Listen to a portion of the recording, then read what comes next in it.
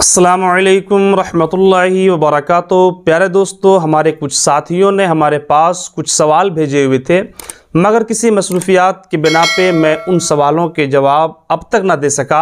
तो मैं चाहता ये हूँ कि आज मैं अपने साथियों के उन सवालों का जवाब मैं दे दूँ। लेकिन बस आपसे गुजारिश है कि आप अगर हमारे इस चैनल पर पहली बार तशरीफ़ लाए हैं तो चैनल को सब्सक्राइब कर लीजिएगा, वीडियो को मुकम्मल आखिर तक ज़रूर देखिएगा। तो जी हाँ दोस्तों, उसमें 4 सवालात थे। तो सबसे पहला सवाल क्या था तो मैं आपको बता दूं। सबसे पहला सवाल ये है कि क्या मियाँ बीवी एक दूसरे के शर्मगाह को देख सकते हैं या नहीं देख सकते, है ना। तो जी हाँ, मैं आपको बता दूं कि मियाँ बीवी एक दूसरे के शर्मगाह को देख सकते हैं। इसकी इजाज़त जो है वो शरीयत ने दी है, मगर नहीं देखना चाहिए, है ना। क्योंकि मियाँ बीवी के एक दूसरे के शर्मगाह देखने से जो है वो आँख की रोशनी कमज़ोर होती है, और अगर हम बिस्तरी के वक्त मियाँ बीवी एक दूसरे के शर्मगाह को देखते हैं तो इससे बच्चा जो है वो नाबीना पैदा होने का अंदेशा रहता है। हज़रत आयशा सिद्दीक़ा तैयबा ताहिरा आफ़ीफ़ा फरमाती हैं कि मैंने पूरी ज़िंदगी आक़ाए दो आलम सल्लल्लाहु अलैहि वसल्लम के सतरे मुबारक को कभी नहीं देखा।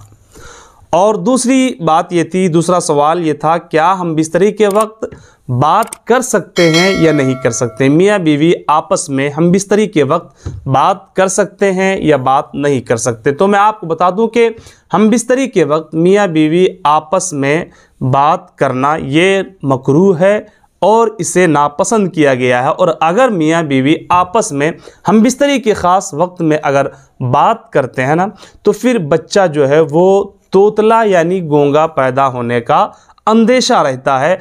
इसलिए बेहतर ये है कि हम बिस्तरी के वक्त, ख़ास हम बिस्तरी के वक्त बात ना करें, बल्कि हम बिस्तरी से पहले या हम बिस्तरी के बाद, फारिग होने के बाद आप बात कर सकते हैं। लेकिन ख़ास हम बिस्तरी के वक्त जो है वो मियाँ बीवी आपस में बात ना करें।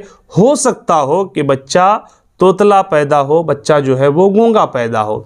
और तीसरा सवाल क्या था, तीसरा सवाल ये था कि मियाँ बीवी हम बिस्तरी के वक्त क्या पूरे कपड़े उतार सकते हैं या नहीं, है ना। पूरा बरहना हो करके सो सकते हैं या नहीं सो सकते, हम बिस्तरी कर सकते हैं या नहीं कर सकते हैं।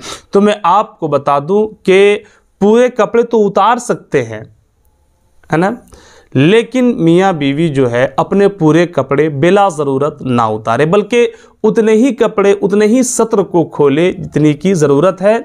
बिला ज़रूरत सत्र ना खोली जाए, है ना।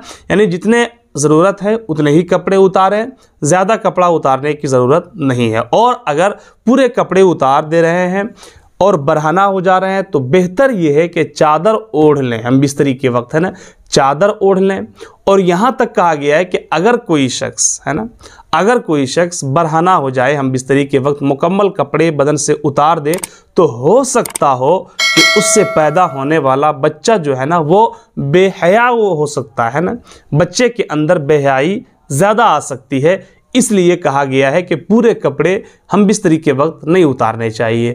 और चौथी बात क्या है, चौथा सवाल ये था कि जब मियाँ बीवी हम बिस्तरी से फारिग हों तो दोनों अपनी अपनी शर्मगाहों को एक ही कपड़े से साफ़ ना करें। होता ये है कि अक्सर व बेशतर लोग जो है वो एक ही कपड़े को रखते हैं और उसी से फिर जो है वो अपनी अपनी शर्मगाहों को साफ़ करते हैं। लेकिन कहा यह गया है कि दोनों जो है वो अलग अलग कपड़ों से अपनी अपनी शर्मगाहों को साफ़ करें।